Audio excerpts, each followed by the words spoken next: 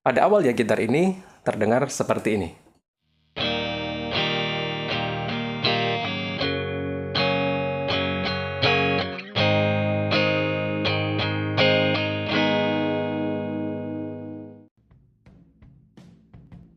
Kalian bisa cek dulu kondisi necknya, yang mana concave atau convex.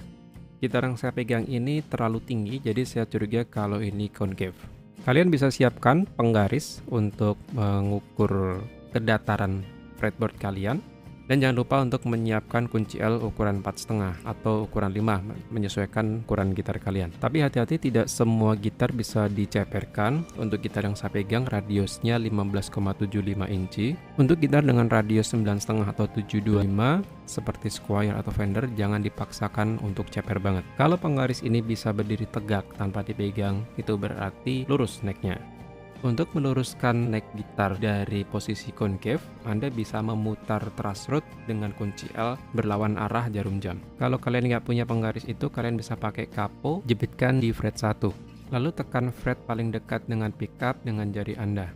Kemudian sentuh bagian tengah, apakah terasa terlalu tinggi? Kalau terlalu tinggi berarti concave. Kalau terlalu tinggi, silahkan atur truss rod Anda dengan berlawanan arah jarum jam. Lakukan pada tiap senar. Kalau masih terlalu tinggi, bisa diatur lagi sampai menemukan ketinggian yang paling ideal.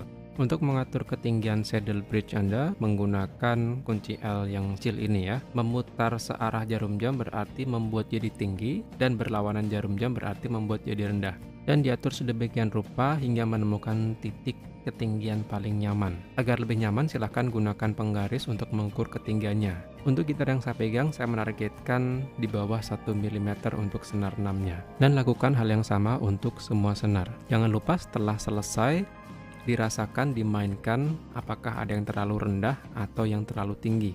Dan sekali lagi, tidak disarankan untuk gitar dengan radius 9,5 atau 7,25. Bagian ini adalah bagian yang sering diabaikan. Ketinggian nut sangat mempengaruhi permainan kita. Terlalu tinggi, terlalu keras, tidak akan nyaman. Terlalu pendek pun juga tidak nyaman karena akan buzzing. Sebelum menurunkan ketinggian nut, Anda bisa melindungi fretboard di sekitar dengan masking tape. Kikir nut dengan hati-hati, lakukan sedikit demi sedikit, jangan sampai kebablasan terlalu pendek. Dan pastikan tidak lebih rendah atau sama dengan fret wire nomor 1. Lakukan di semua slot senar dengan hati-hati.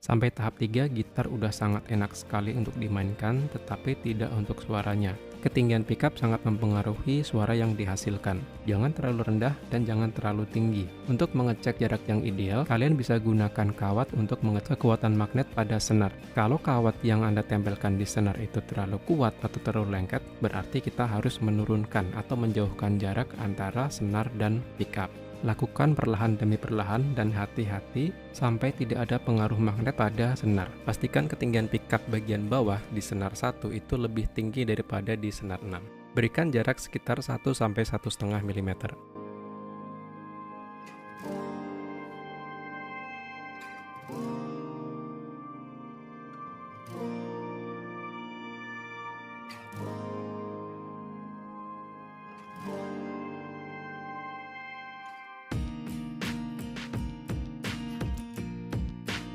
Dan lakukan hal yang serupa untuk pickup bagian bridge, atau kalau ada pickup middle, lakukan juga pada pickup middle tersebut.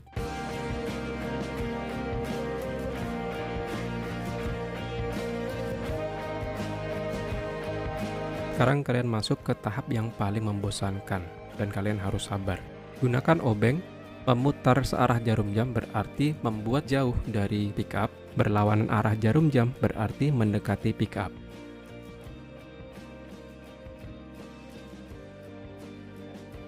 Siapkan tuner, kalian bisa menggunakan tuner dari HP, dari DAW, atau dari efek. Stem atau tune dulu gitar kalian di semua senar dengan tepat, sampai benar-benar tepat tanpa ada falesnya.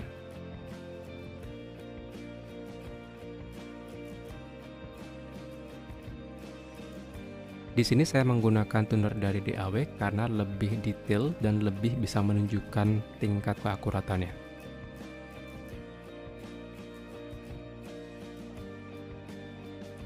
Untuk mengecek intonasi gitar kalian bisa tekan di fret 12 untuk tiap senarnya. Kita mulai dulu dari senar 6. Kalau jarum menunjukkan minus atau kurang dari nada ketika senar dilepas, seperti yang terlihat pada video ini, berarti gitar kalian fales karena intonasinya tidak tepat.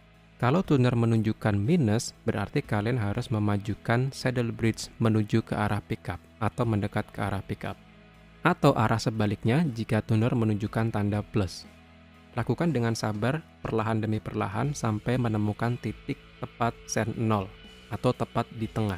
Lakukan pada saddle semua senar sehingga gitar Anda tidak fales atau menemukan intonasi yang sangat tepat atau mendekati sempurna.